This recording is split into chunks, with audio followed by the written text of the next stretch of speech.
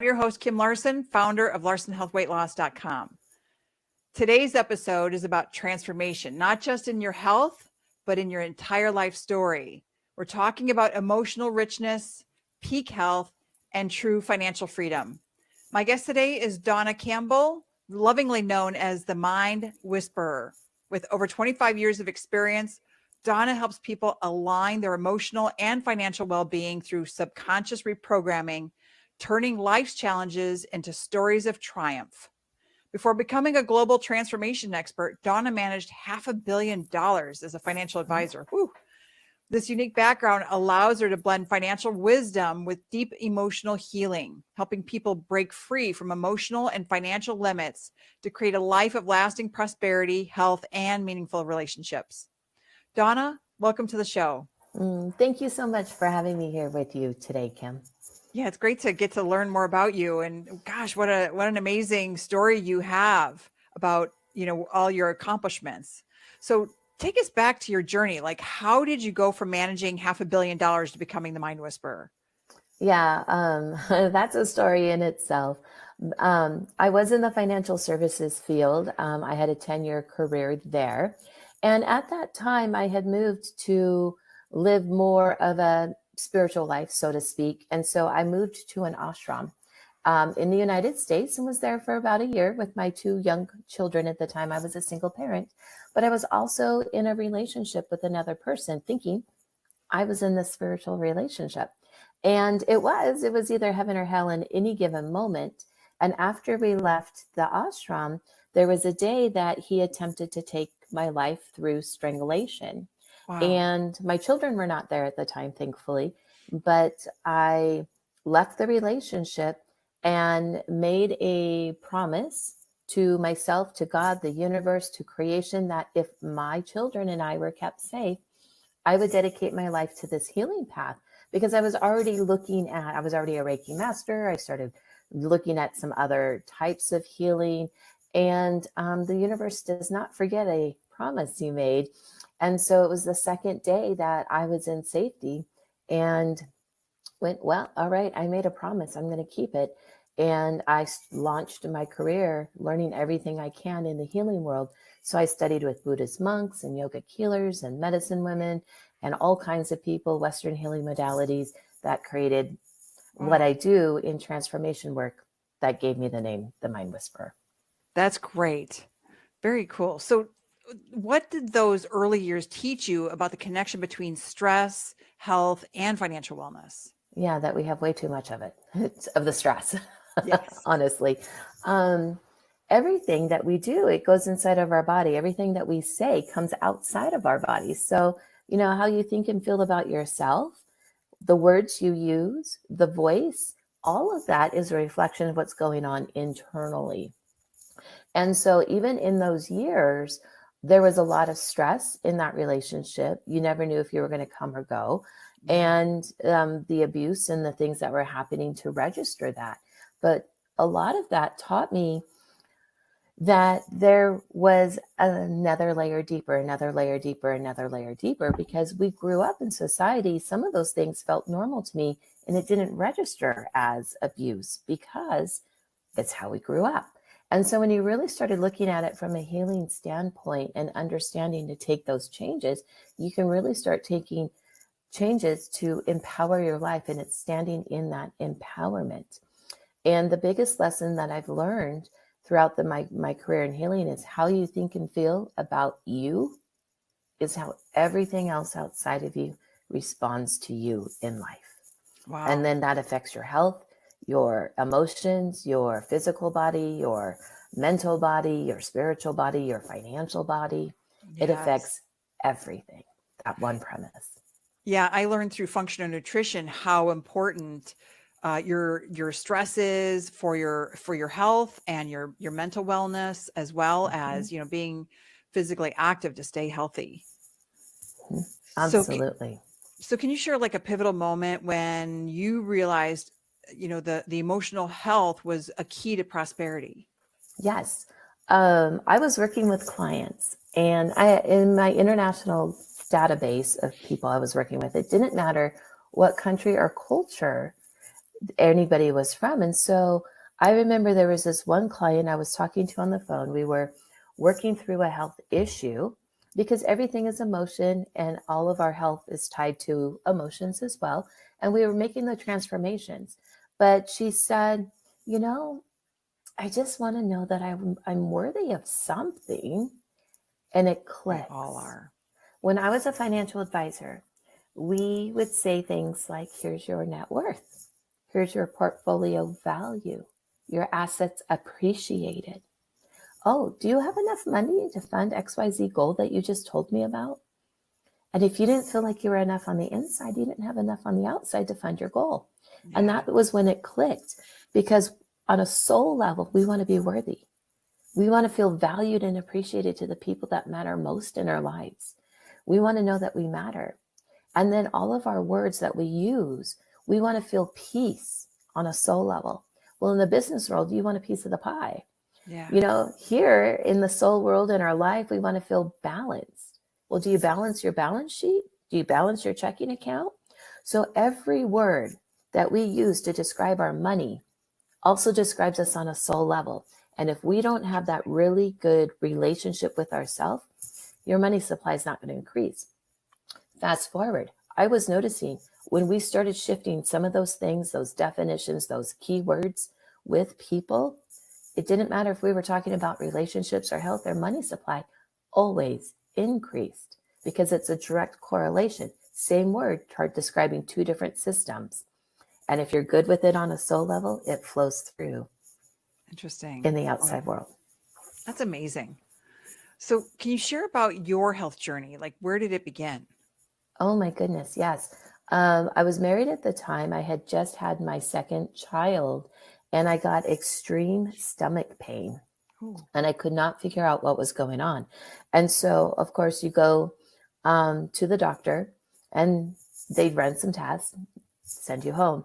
Well, there was one day that there was a breaking point. They had just replaced all the carpet in the office building I was working in. There was no ventilation because none of the windows opened, and we could smell carpet glue the entire time. And I remember getting a salad because we were eating healthier.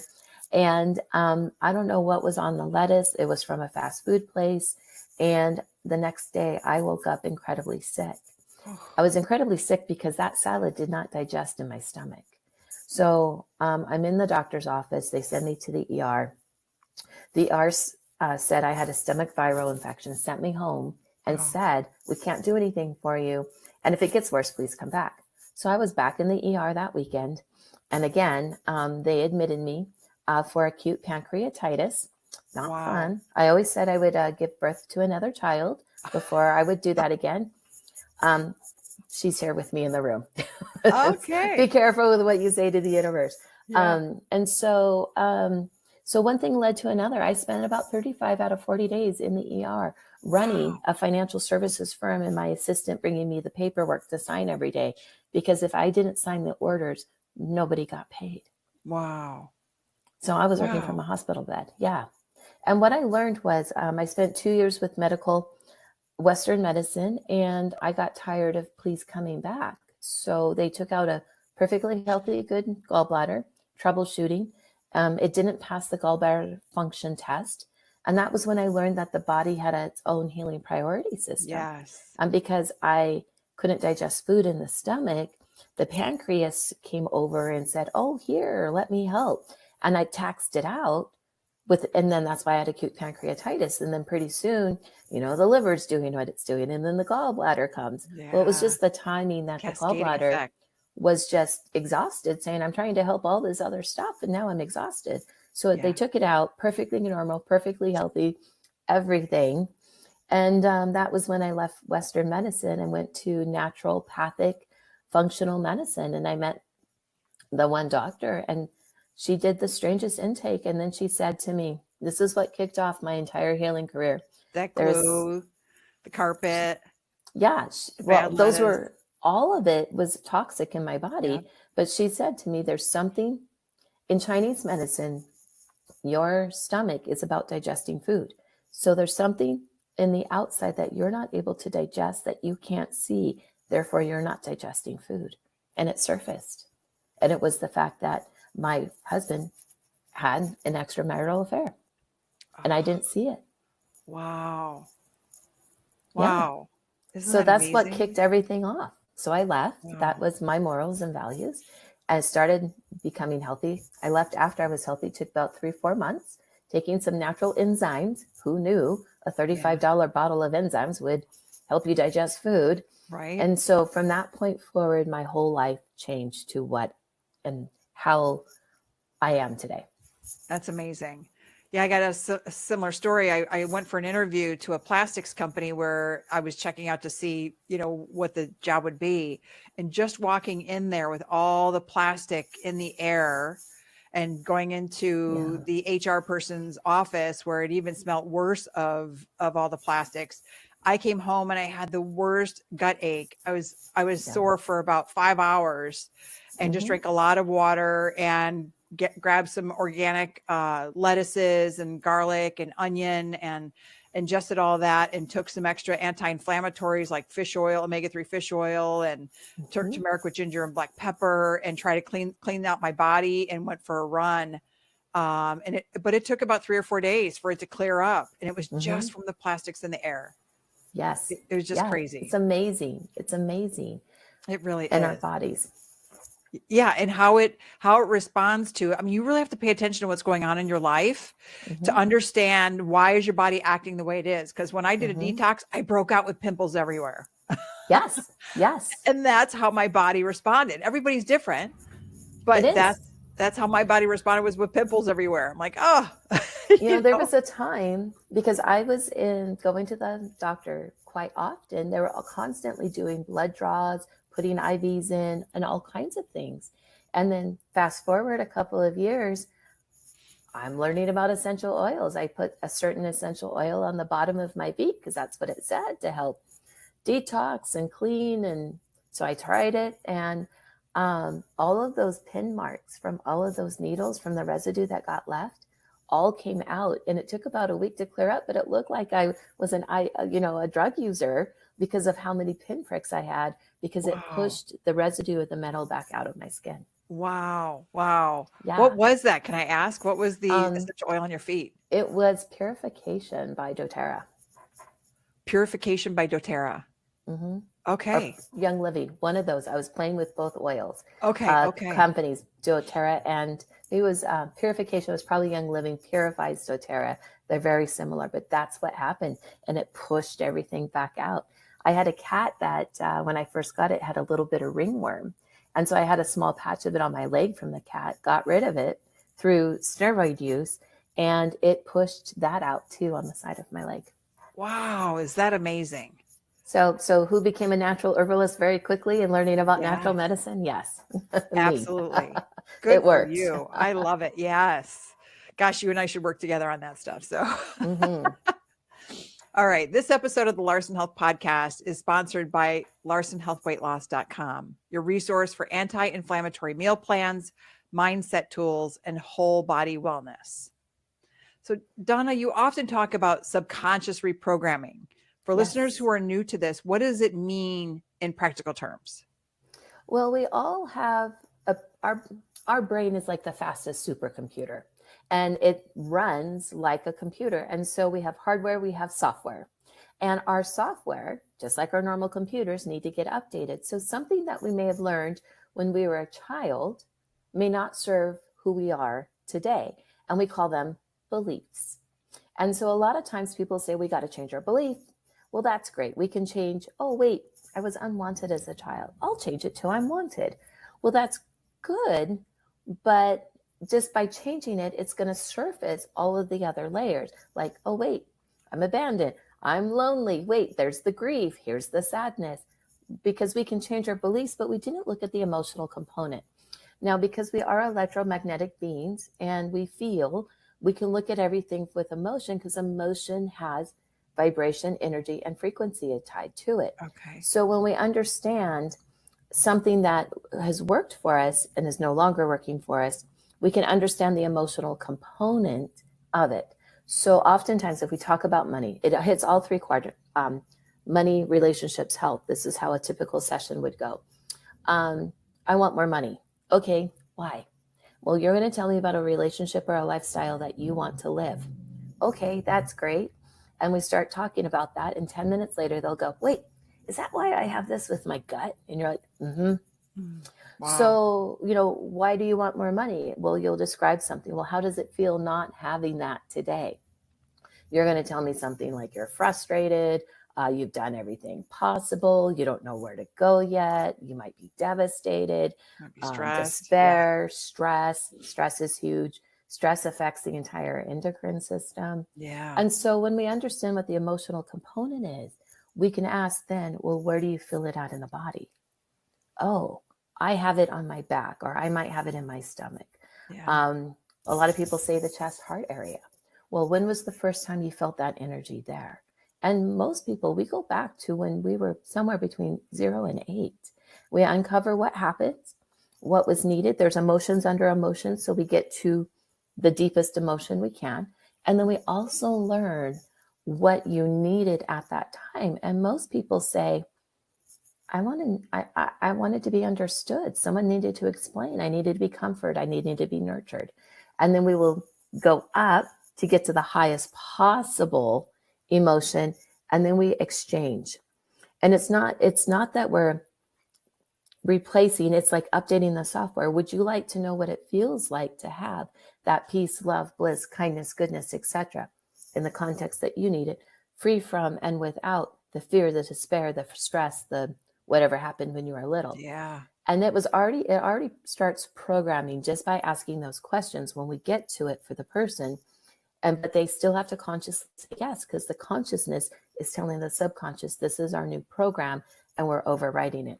So then the neuron pathways go down a different way. It doesn't recreate the same scenarios because we gave it a new pathway that gets reinforced with it. And when that energetic exchange happens, you have a physiological change inside the body that you actually feel. And it's in those moments. They happen naturally, but in those moments where you go, oh, yes, that, I hadn't thought of that in like 23 years. And then all at once it changes even before you ask. And they're like, oh yeah, this is different. And it's the physiological change that creates the new energy field, which then attracts and repels the experiences to you. That's amazing. A little scientific explanation there. Yeah, rewiring your brain. That's great. So how do our thoughts and emotions shape our financial reality? Well, how you think and feel about yourself is how your money responds. So if you don't feel very worthy, your net worth might not be very high. If you don't value yourself, the value of your accounts might be low. So it's that direct relationship there. If you go out of balance, you probably haven't balanced your checking account in a really long time. I've never balanced my checkbook. Right? But I'm financially, I feel secure, and I feel secure in life. Right. But here's what happens, because I've had people come and ask me, well, Dawna, this person, I don't know if they've done their spiritual work. They act like this and emotionally, and they're not good people, but they have all of this money. Well, you know what? They probably compromised another part of their life and probably traded a relationship. They probably traded their health for it. So they might have money, but they might not have their health. And people who come with health issues are like, I would give every dime if I could just reverse this, because it's never about the money. It's always the health. So there's a compromise somewhere else in their life that they traded to have that money, even though they might not be in the highest possible vibration. Yeah. It'll come down to their health or a relationship. I've always been curious about this vibration thing. Like I've never, I never learned about anything like that when I was a kid. I mean, I didn't study functional health until I was, 52, right? Because of my own health scare. So, but I remember having a friend when we were living in Florida for a brief amount of time where she had done a little jewel on me, and it kind of starts moving around. And I'm like, is she doing that herself? I don't know how that works, but I feel like she's just moving it herself. And she's like, oh, you're stuck here. She found a spot where on my body where it was like, she said it was congested or something. I don't know what all that means, exactly how that works. Yeah. So she was probably using what they call a pendulum. And Yes. then it's supposed to just wrap over your finger and you hold it. You're not moving it yourself. Your hand stays still. But in that, the pendulum, because everything is energy, will read the energy of what's going on. Just like dowsing rods, where you can like walk and you can find water with them or Yeah. different things. It's the exact same thing, because everything around us is energy, vibration, and frequency. The desk, the chair, the lights, the trees, the people, the cars, the houses, everything has a frequency. And if you know how to read that frequency, you know what's going on. She was using a pendulum to help her see, because you could actually physically see the pendulum move. Yeah. I did the same thing. We all use the learning tools until you don't need them anymore to see. So now we can just see energetically, because we've trained ourselves and our eyes to see. But it's not our physical eyes, it's like our third eye, the sixth sense type of Okay. energy, and you can still see that way. Yeah, you have It's to no listen to it. difference. Every person has this ability. So it's like when you're walking down the street and you see somebody coming and you're like, oh, that doesn't look like a good person, and you intuitively cross the street. You read their energy. You just Yeah. weren't conscious that you read their energy. Or if you're in the grocery store, and you're trying to navigate, and some people you're drawn to and you're like, wait, I think I know you from somewhere, because you're magnetized. The energy fields come together. But if they repel, you guys pivot and shift and go different directions, and you get away from each other, because energy either attracts or repels, like two magnets. So the pendulum was reading that. And then so you could see, and then once you can see, you don't need the tool unless you're demonstrating to a client what's going on. Yeah. How I grew in with the healing work, we use muscle testing. It's a form of kinesiology. So same principle, we're just using the person's body instead of an object to do it. Okay. Yeah, I remember that sixth sense kind of feeling where I was at the time I was in my 20s. I was in wine and spirit sales, and I just been at a bar, showing them some new, I don't know, like there was a rum or something. And I was walking down the street, and all of a sudden I got this weird feeling, and I turned around, and there was somebody that looked aggressive, Yes. and I was getting this bad energy from him. And so I started walking a little bit faster and got into my car immediately and locked the doors. Well, he started screaming at me, calling me a the B word, and spit on the car. And I was like, wow, how did I sense this guy? How did I know this when he was walking behind me? Right. He never said anything. He just was walking behind me, and I just got this weird feeling. And sure enough, just because I had turned around to look at him was all it took. Yes. Yes. We all have it. We all use it every single day. We're just not always conscious that we're using it. Yeah. Yeah. Yeah. I was just grateful that I had sensed it or something, because who knows what he would have done if he would have walked up to me. Exactly. So can you share a success story of someone who, aligned their emotional and financial well-being through your methods? Yeah. Well, yes, absolutely. There was one gentleman, I had met him through LinkedIn, and he wanted to set up some time to talk to me because he had prostate cancer, and he had 2 nice sized tumors. Okay. And in about 3 weeks, he was going in to get the radiation seeds. He didn't want the radiation seeds, and he didn't want to go through that, but he didn't want the cancer either. So he's like, why not? Let's just try this. And he was kind of skeptical, kind of doubtful. And we started going into the emotions that are in prostate cancer. And everything went back to a particular relationship that he had. And we started shifting and changing that in the first session. Mind you, I had less than 3 weeks to get this done. And then the next session, we went, and it had a lot of work type things, and we were clearing out those patterns.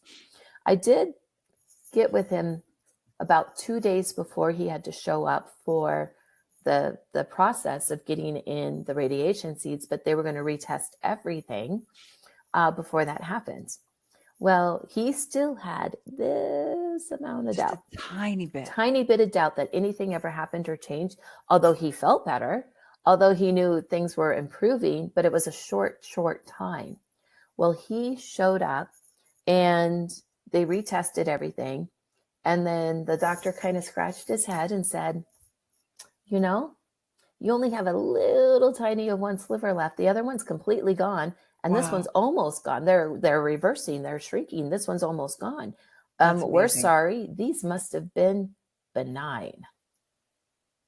Although But they tested positive. positive. That's amazing. So So, what did you do?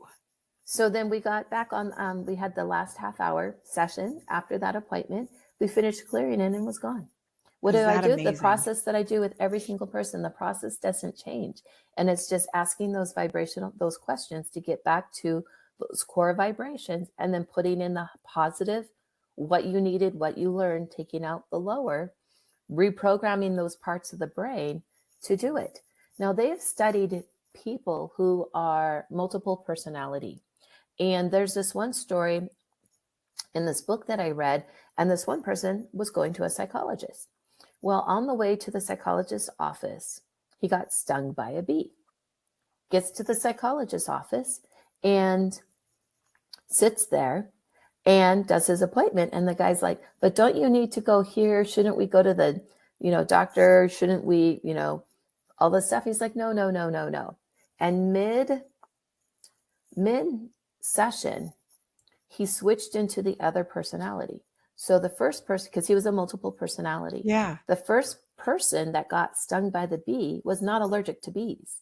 And then when he switched into the other personality, that one was allergic to bees. Wow. Same And person. he totally swelled up on the spot in front of, and when he triggered back into the original personality, everything went away.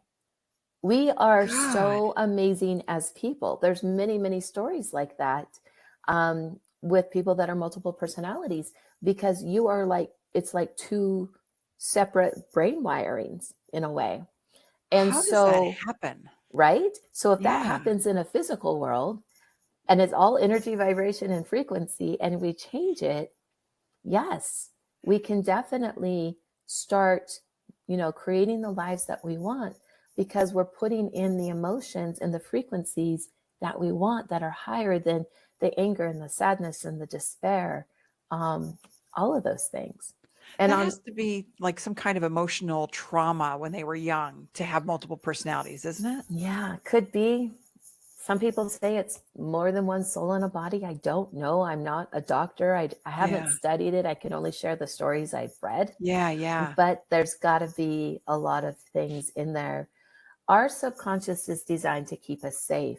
And if that person needed to create a different personality or persona for them to keep themselves safe, and it went to that extreme, I can see that happening. Yeah. So our beliefs, our energy, everything serves us in the subconscious until it doesn't. Yeah. So it's designed to keep us safe. So another person wanted to increase her financial abundance, and we started asking the questions. It went back to the time that she was molested when she was 4, kept it a secret, didn't tell anybody, finally vocalized. We shifted the energy around it. Doesn't connect to more money because it goes through the pattern in that way, but because we changed that piece, and she realized that she was holding on to that to keep herself safe. Not only did her relationships change, in a nonprofit organization where you don't get raises, she had a 33% raise in a week. Wow. So it's in the vibrational energy that we have. That's amazing. It's imprinted. Nikola Tesla said, if you want to know the secrets in the universe, think in terms of energy, vibration, and frequency, which everything is. And then Albert Einstein, he's given credit for this. I don't know if he's actually said it, but if you, the future of all medicine is the future of frequency. When we think about it, those things that we use on our faces with the little lights on it to, uplift and get rid of wrinkles. Yeah. That's red light therapy. It's vibration and energy and frequency. There's crystal light beds, sound bowls for sound. It's all the same thing. Med beds. Salt And now lights. there's and candles. all kinds of medical devices now emitting certain frequencies. Here's the thing though, unless you change it on an emotional component, it might go away temporarily, but until you shift it on the emotional side, it won't go away permanently. Interesting. And even with supplements, I know there's a lot of different companies out there that are MLM companies that have a lot of nutritional products, and a lot of them are really, really good. But I asked one time, well, what happens if they stop taking it? Because everything went away while they took it. What happens if they stop taking it? And it finally came out that, well, it would come back. So they would have to take the supplement the rest of their life. But if they changed it on an emotional level while they were taking it and then stopped it, they wouldn't have to. Yeah, that's amazing. Yeah. So what are some common blocks that people face when trying to heal emotionally and financially? Oh my gosh.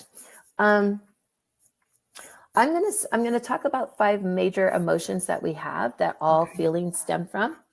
And the first one is fear. And fear relates to the entire endocrine system. There's 2 types of fear: conditioned fear and unconditioned fear. We want to keep the unconditioned fear. These are the things that truly keep us safe. Buildings on fire, we get out. We need that. It's instinctual. It's that we have been conditioned to have fear that, like fear of going bankrupt, fear of success, fear of failure, those are the ones that we want to look at and change. Fear of success. Yeah, it's true. Wow. Most people have failed so many times, they're not worried about failing. They're worried about succeeding. Wow. So with fear, the derivatives are anxiety, stress. All of those are different forms of fear. Well, it affects the entire endocrine system, which, will eventually, you'll get adrenal fatigue or maybe restless leg syndrome.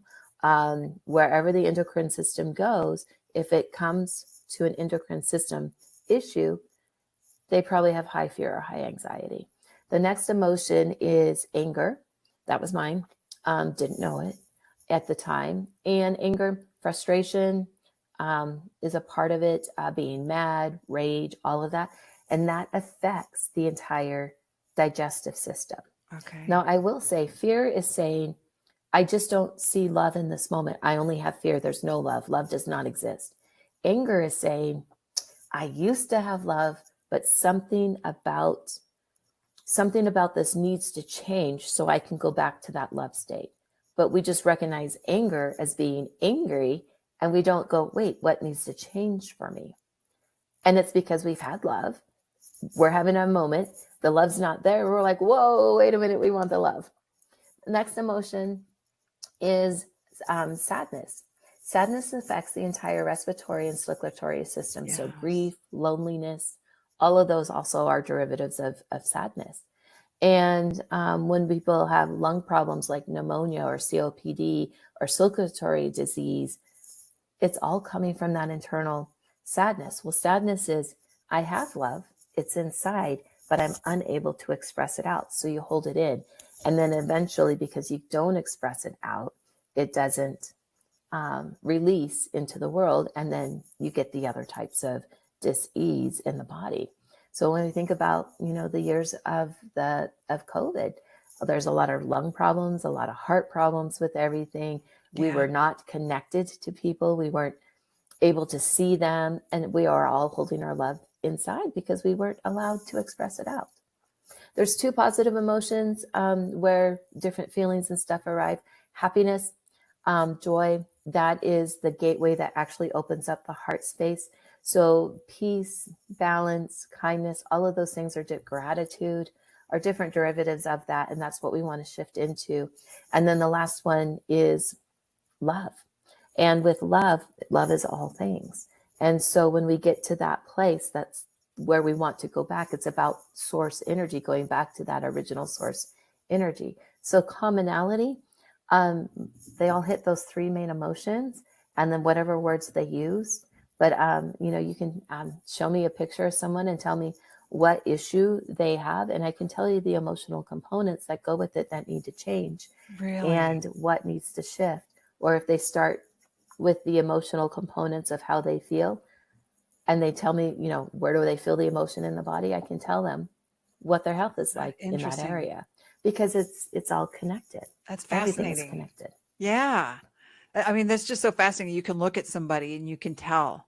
Yeah, that's absolutely. Amazing. That's because you've been doing it so long. Well, yes, but we all have that ability too. So as just that I've taken mine and developed, if you see somebody and they look a little bit more paler than usual, they might be getting the flu. But it's not that they're, we say that they're sick and contagious. It's just the toxin purge coming out of the body. Or you see somebody who looks a little bit more gray than what they normally look. Well, there's some things going on in their health if their skin changed like that. Or if they have eruptions on the skin, that their external boundaries have been violated and they probably didn't say something.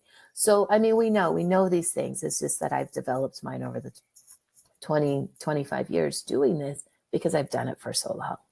Yeah, cool. Yeah, I remember seeing something from the Diary of a CEO where the woman was talking about, we talk about the resting beach face, or that's saying it nicely, right?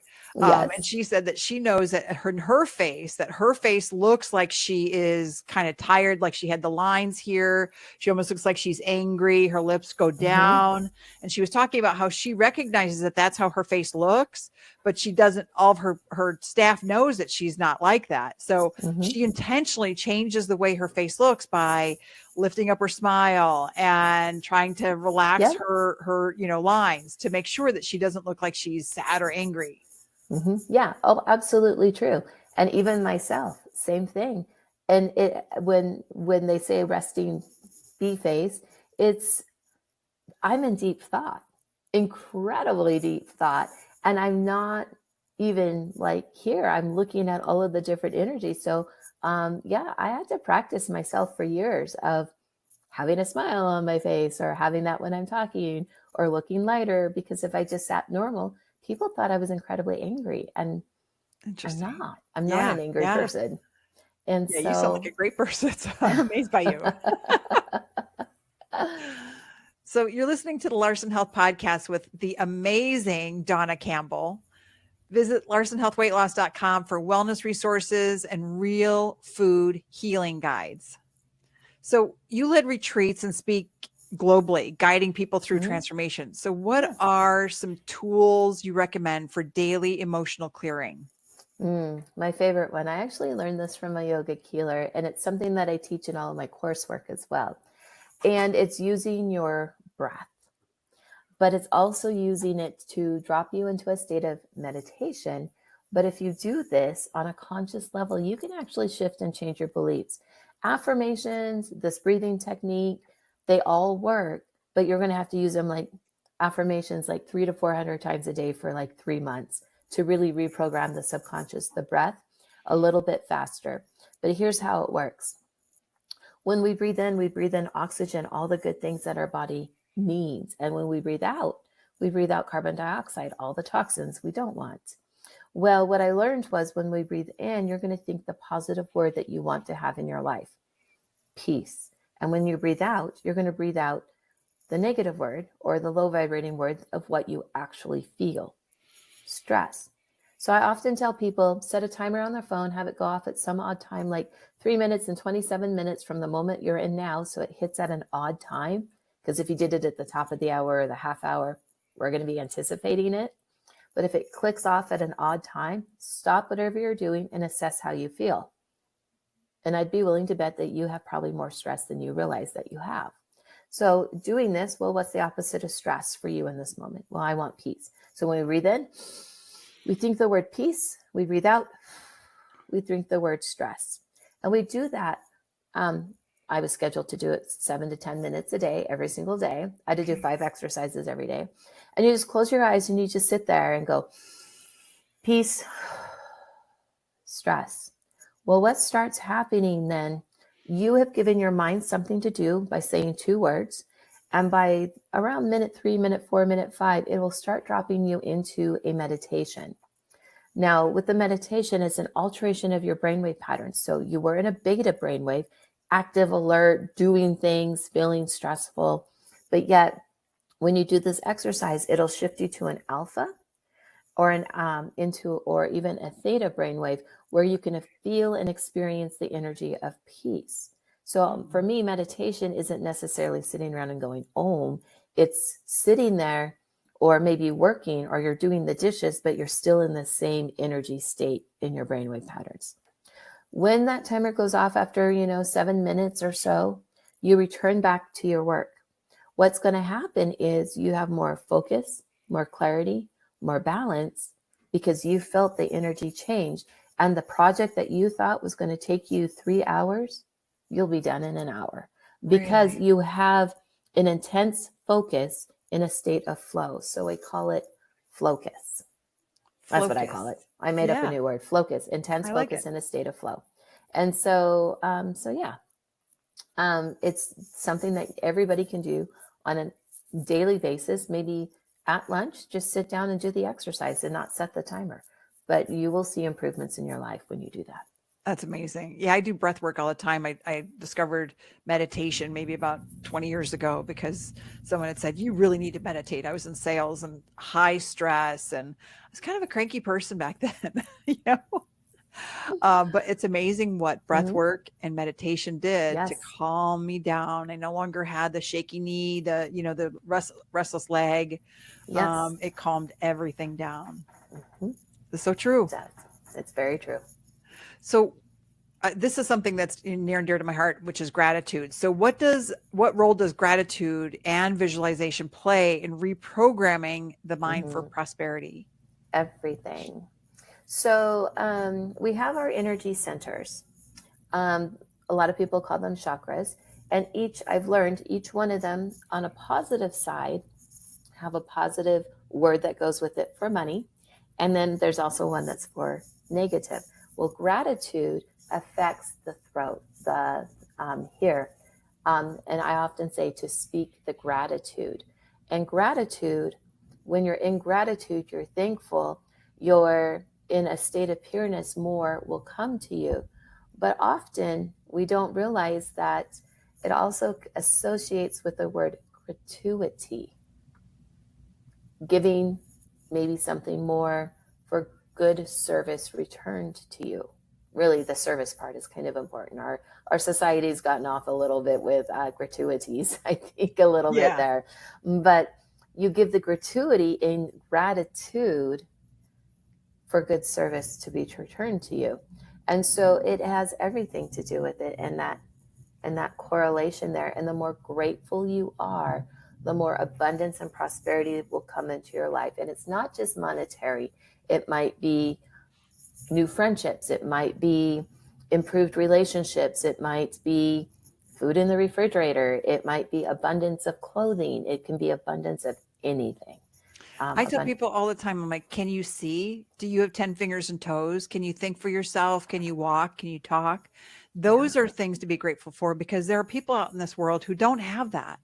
Yes. You know, I remember seeing a woman on the airplane. She had no arms, no hands, and her child was the same way. It's like, how do you go to the bathroom? How do and they were walking to the bathroom together. It's like they have to help each other. Otherwise, what's going to happen? I mean, Right. I was just amazed at, I mean, something like that, you see that, and it's like, you need to be so grateful for what you have in Mm-hmm. life. And it is the smallest things to be Yes. grateful for. But once you're grateful, abundance comes to you. Mm-hmm. The one interesting thing is this question comes up no matter what net worth you have. You could be a multi-billionaire, or you can have making it month by month, living paycheck to paycheck. And the question that I get often is, how do I know I'm happy? Or how can I be happy? Wow. Okay. How can I be Or happy? I can see what that. makes me happy?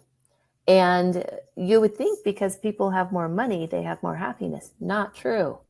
No, because it's everything. It's all or nothing in the universe. And so I thought that was a very interesting question. And I had an employer once say, are you happy? Are you happy? Are you happy today? And every time you saw her, she was going to ask that question. So after a while, I started rationalizing, am I happy? Am I not happy? Well, I'm mostly happy. I'd be happy if, wait, today I'm like 73% happy. Wait, can't I be 100% happy? Why am I quantifying my happiness? I mean, Yeah. this went on for an entire summer. Wow. And then I finally just went, they have those gratitude journals. I'm just going to write down my happy moments and just write in my happiness journal. And I started writing in my happiness journal the things that would make me happy. And you know what? It had nothing to do with money or material objects. It was receiving the letter in the mail because my son was at basic training with the Army and I had zero communication because COVID was happening. Yeah. And you'd get the letter and it was like gold. It was gold. And when I really started looking at the things that allowed me to be happy, it all had to do with my relationships, every single one of them. And so oftentimes I tell people just to write in a happiness journal, because those are the things that you are most thankful for. Yeah, that's amazing. Yeah, that's so true, right? The relationships that we have in life, because you can't take anything with you but the memories. Yes, exactly. So, Exactly.